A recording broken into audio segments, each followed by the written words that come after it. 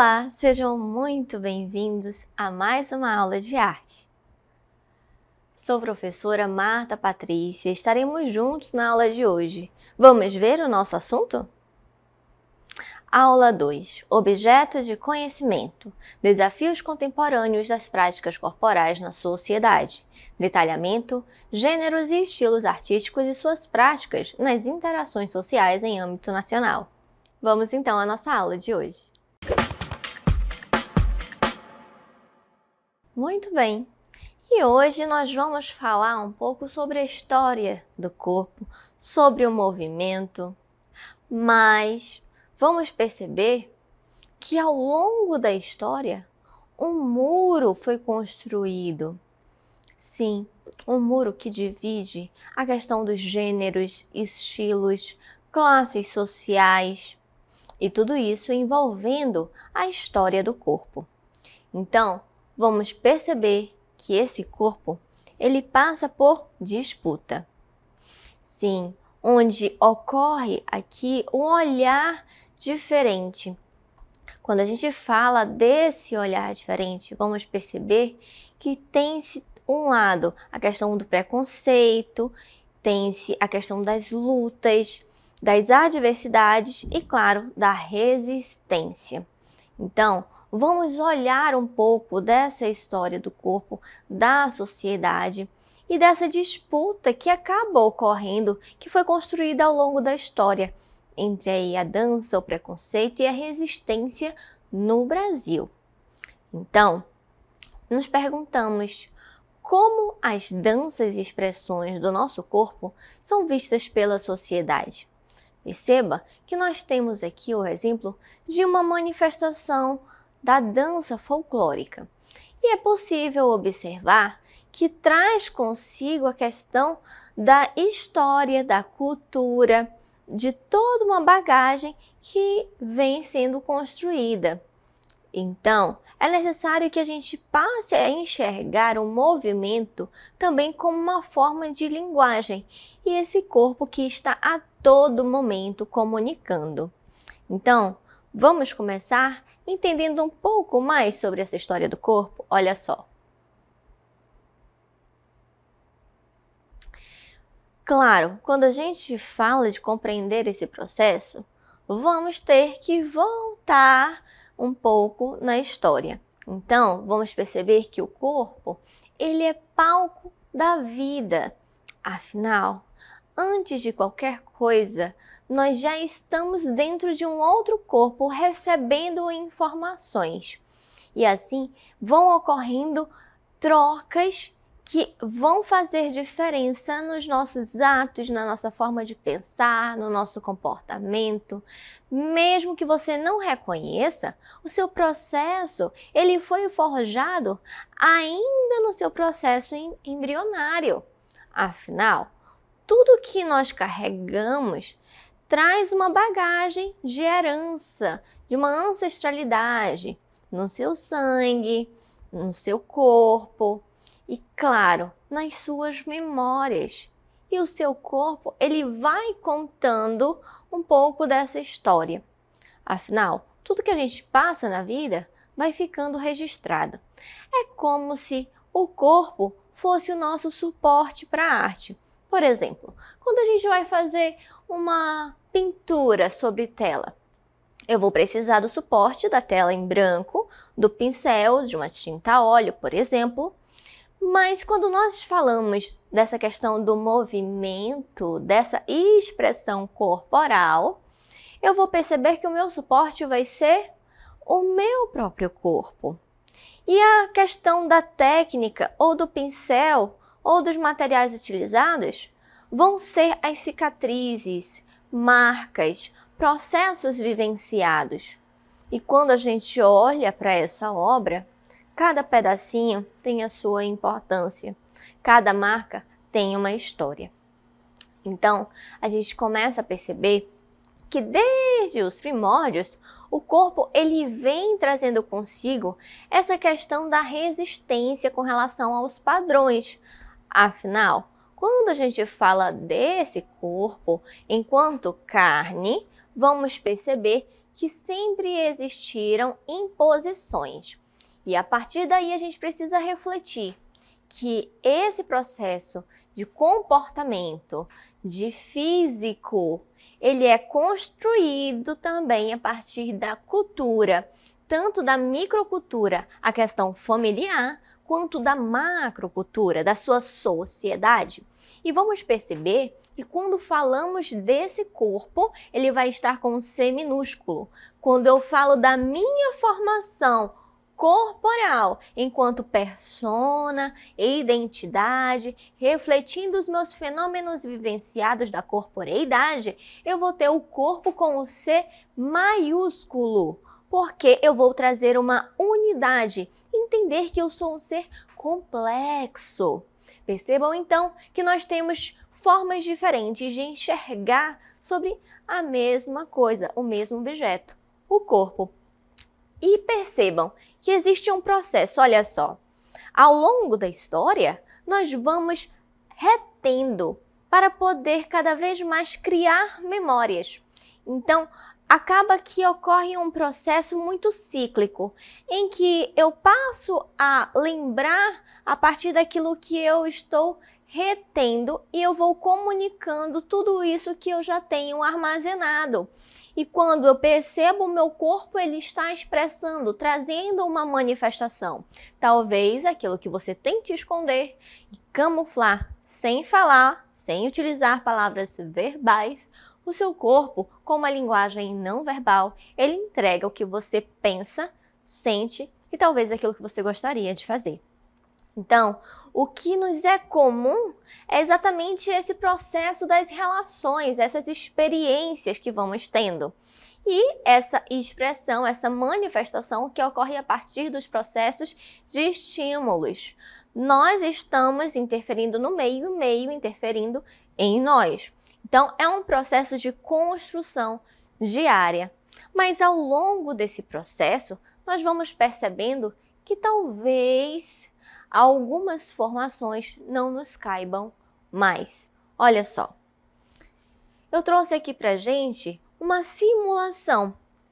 É como se nós fôssemos uma casa que a gente vai construindo tijolinho por tijolinho. Mas chega um momento que parece que nada disso faz sentido e começa a se desfazer. Cada pedacinho seu, que era uma verdade, uma certeza, ela cai por terra. E isso é porque, ao longo da nossa construção, da nossa evolução, do nosso processo de entendimento da vida, nós vamos percebendo que quanto mais certeza nós temos, talvez menos a gente saiba.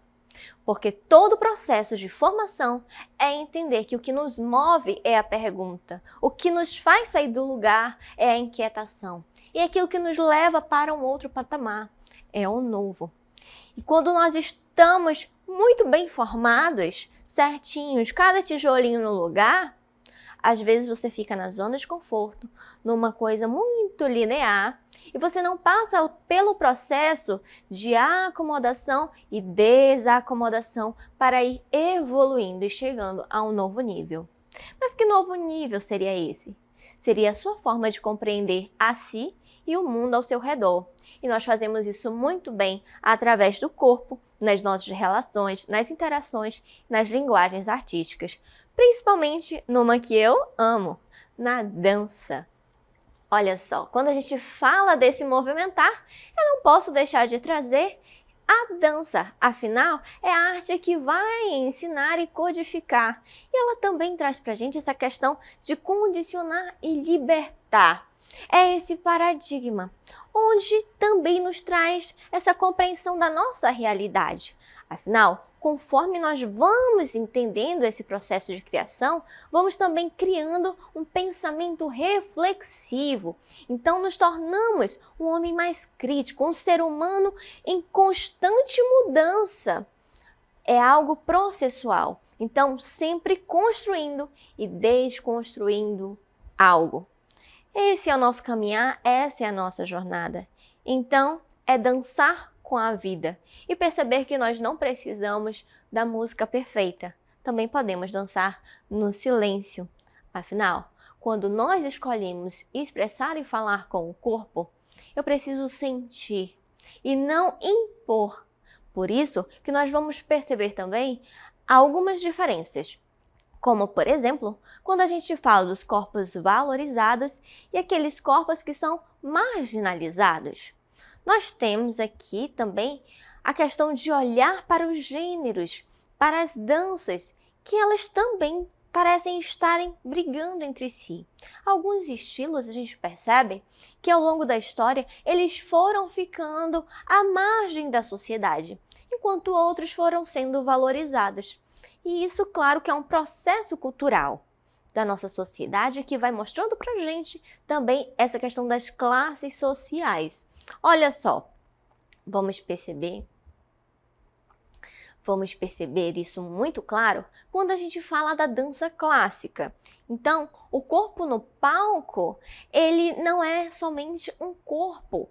Ele passa a ser a persona que vai dar vida à cena, vai dar vida a uma história idealizada. Então, quando a gente fala de trazer essa valorização, nós conseguimos olhar algo mais elitista. Por exemplo, o balé clássico. É nítido, desde o seu processo histórico, que não era para todos. Afinal, ele veio de corte, então houve toda uma preparação. E a sua base é a francesa. Então, a gente percebe que aí já tem algo mais elitista. Vamos ver um exemplo aqui, um pedacinho desse movimentar. Lindo, não? Um trechinho do balé Giselle. E a gente consegue perceber essa questão do movimento que traz esse contexto cultural a partir também da leveza da dança. Perceberam que quando a gente fala desse corpo no balé clássico, a gente vai ter um corpo mais esguio, vamos ter movimentações que parecem mais delicadas, vamos olhar que elas têm uma vestimenta diferente. Então, quando vocês veem esse tipo de coisa, quando vocês observam essa dança, que palavras vêm à sua mente? Para quem você acha que essa arte é feita? E todos os corpos realmente são bem-vindos no balé clássico? O que você acha? Depois de tudo isso, a gente consegue perceber a disparidade de algumas coisas, não é mesmo? Mas temos um contraponto. Olha só, vamos ter aqui o corpo no asfalto e no baile. Aqui o nosso clássico funk, que também, como eu falei, traz um reflexo da questão da sociedade, da imposição de padrões e acaba não se encaixando, então ele fica à margem da sociedade. Então a gente consegue perceber essa manifestação da dança que traz uma reflexão e um posicionamento político também. Então a gente consegue olhar que esses corpos, que esses movimentos, eles são completamente opostos, mas eles poderiam conversar. Porém, ao longo da história, como eu falei no início, muros, padrões, expectativas, imposições foram sendo colocadas. E assim a gente foi se dividindo e rompendo algumas coisas que poderiam nos fortalecer. Olhem só a comparação. Quando estamos falando de olhar esses polos, a gente pode perceber aqui que é como se fossem mundos completamente opostos. Porque de um lado temos o balé clássico, que ele traz essa coisa que é dentro do teatro, é mais elitista, tem as regras mais rígidas e é uma arte mais culta, não? Mais elevada. Por outro lado, temos o funk, que advindo ali da periferia, é uma coisa mais do povo, traz a liberdade de movimento e é vista como uma cultura marginalizada. Então, eu pergunto a você, o que define o valor de uma dança? A arte ou o preconceito? Bom, vamos perceber que é como se a gente estivesse tendo que a todo momento equilibrar essa balança. sendo que o correto era nós percebermos que a valorização da arte é muito mais importante nesse processo. E acabamos colocando o preconceito acima, principalmente por conta dos estereótipos que são criados. Olha só, quando a gente fala de estereótipos dentro desse contexto, vamos perceber que é a questão da idealização. É aquela imagem que a gente cria de uma pessoa, de um grupo, de uma cultura. Então, por exemplo, a gente pode ver dentro desse olhar mais estereotipado como toda bailarina é delicada ou que todo funkeiro é marginal. Então percebe que aqui a gente tem essa questão pré-estabelecida, uma coisa mais engessada, que tem que ser dessa forma, como se só fosse assim. E por outro lado, isso ainda vem sendo reforçado com o preconceito, onde é um julgamento prévio. Você não tem o conhecimento, o preconceito é que você já vai com uma opinião formada sem conhecer aquilo. Então, geralmente ela vai ser o quê? Negativa, baseada no estereótipo, porque você acaba criando uma opinião sem reflexão, sem conhecimento. Então, nós vamos perceber que a dança, ela também é vista como luta e resistência. Não é só para divertimento ou para ensinar um novo passinho. Ela é uma manifestação que também tem muito significado para uma transformação cultural e social. E aqui eu trago um exemplo clássico, a capoeira. Afinal, a nossa capoeira, ela não foi só uma questão de luta, mas também um trabalho desse corpo, desse movimento que hoje se torna dança. Além de ser um processo de construção de identidade, porque nós estamos falando aqui de pessoas que vão trabalhar com a valorização de uma cultura. Afinal, a capoeira, ela foi criada por africanos escravizados no Brasil. E ela vai misturar essa questão da luta com a dança, vai trazer essa coisa do disfarce do treinamento para a defesa. E era uma prática de resistência física e cultural. Afinal, esses povos não poderiam estar treinando para lutar, para se defender. Então, eles faziam isso de forma disfarçada. Eles traziam de uma forma camuflada aquilo que eles não podiam realizar, que é os seus treinamentos, a sua forma de defesa. Então, como era um momento de lazer, que tinha ali a música, tinha o tambor, tinha as palmas, o canto, e depois foi sendo inserido o berimbau, a gente percebe que traz essa coisa mais lúdica. Tanto é que a gente fala do jogo, da ginga. Então, eles conseguiram colocar de uma forma mais disfarçada, mas é uma forma de resistência. Olha só como funciona.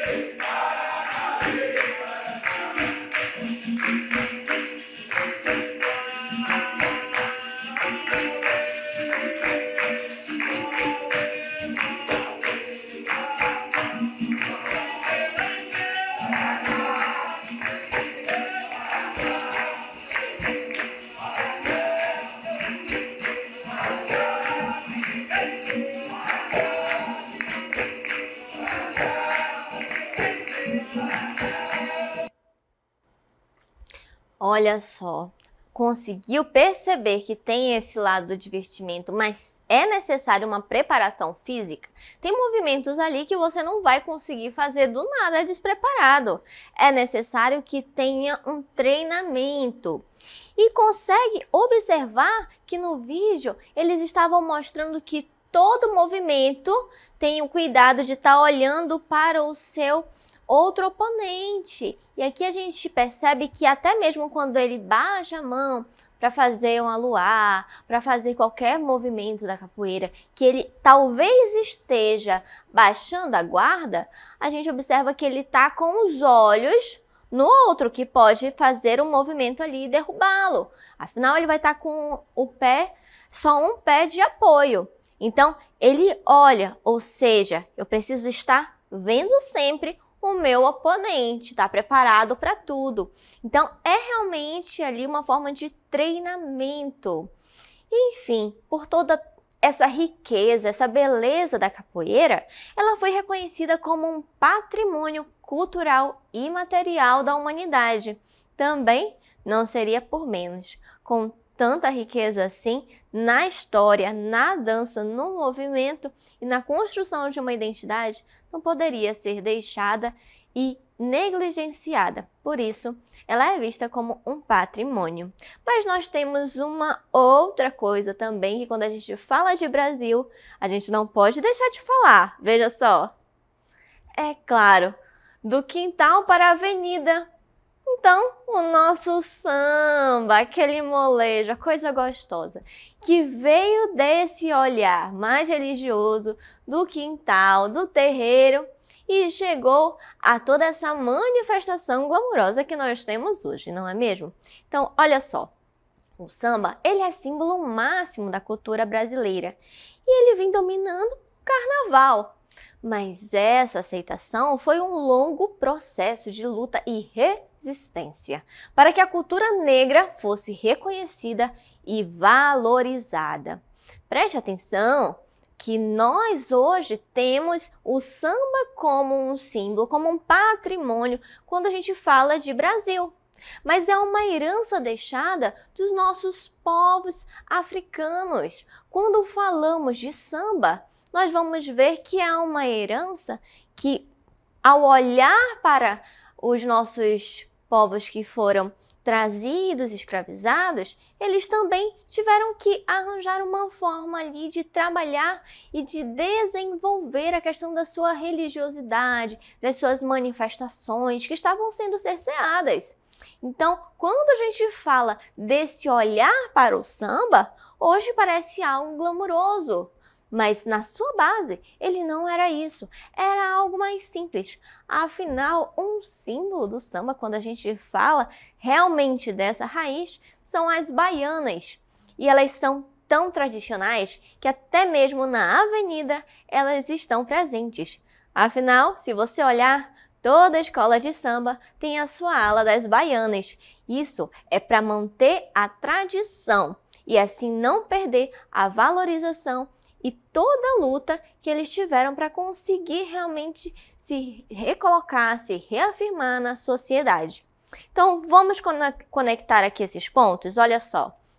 Então, a gente consegue perceber que quando falamos desse corpo, dessa construção de identidade, nós temos aí um olhar para o Brasil que ele foi forjado, construído ao longo da história com muitas influências. Então, a gente falou aqui da capoeira, que traz essa luta, que traz essa coisa do jogo da resistência, mas também de uma manifestação de liberdade.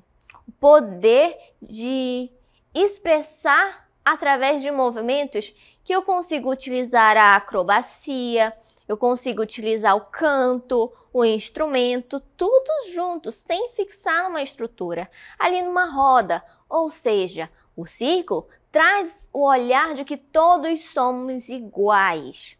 E quando a gente fala do samba, nós vamos perceber que é a questão de valorizar as nossas raízes, principalmente na questão da espiritualidade, em que eu tenho sim que trazer essa coisa da defesa, que trazer o movimento, a dança, mas respeitando aquilo que me forma enquanto ser humano. Um lado mais sensível, mais espiritual. E aqui temos o funk, que retrata bem, principalmente quando a gente traz o nosso contexto mais contemporâneo. Porque quando falamos de uma manifestação assim, vamos perceber que não é só uma dança, não é só uma coreografia ou uma música, mas o funk ele se torna uma cultura, porque ele passa a influenciar a forma de agir, de pensar, de se vestir e de fazer escolhas para a vida. Então, quando falamos do funk, não vamos olhar para ele apenas com um olhar de gênero ou de estilo, mas eu vou ver ele como uma cultura que transforma. Talvez para você não tenha tanta influência assim, mas já parou para pensar quantas pessoas são influenciadas ou têm esperança na sociedade a partir de algum desses estilos? Então, a história da capoeira e do samba se parece com o funk, com o que a gente vive hoje? Afinal, a gente consegue olhar que a história do corpo, ela vai modificando alguns nomes, mas ainda temos sim o processo de marginalização, de um olhar mais preconceituoso para aquilo que foge a alguns padrões da sociedade. E o preconceito mudou de alvo, mas continua existindo. E a gente consegue olhar que quando fala desse processo, é entender que eu não preciso estar me encaixando, não preciso querer ser algo que não faz sentido, ou entrar num molde que talvez eu acabe mais me perdendo do que me encontrando. Afinal, o nosso corpo e nossas práticas corporais são campos de disputa. Então, a sociedade ela tenta impor o que é belo ou correto e aceitável para ela. Mas e a sua vontade? E aquilo que o seu corpo quer? O que realmente você sente vontade de fazer? Afinal, quando a gente fala do belo, é algo muito peculiar, onde eu vou ter uma estética que talvez o que vai ser belo para um não vai ser para o outro. E o correto ou aceitável também vai ser a partir da régua ou dos óculos daquele que o julga. Então, ao longo da história, o nosso corpo ele foi sendo construído, tendo muitos machucados. E a verdade é que a sociedade ela ainda tem uma dívida com essa história do corpo, porque ainda hoje nós sofremos esse tipo de coisa. Por isso, é muito importante que a gente possa entender que dançar é também um ato político de dizer: meu corpo existe e minha cultura tem valor. Afinal, quando nós falamos desse corpo, estamos falando da nossa formação de identidade, da construção e das experiências vivenciadas. Afinal, quando a gente vai passando pela vida, a gente percebe que a única coisa que nos resta são as experiências. Aquilo que o corpo entendeu e vivenciou ao longo da história. Aquilo que talvez você tenha se permitido ou se julgado simplesmente para entrar em moldes que não lhe cabem. Por isso, vamos utilizar esse suporte que nos foi dado para poder entender que é valorizando a nossa história, valorizando o nosso corpo, que também vamos valorizar a nossa cultura. Assim, vamos finalizando a aula de hoje.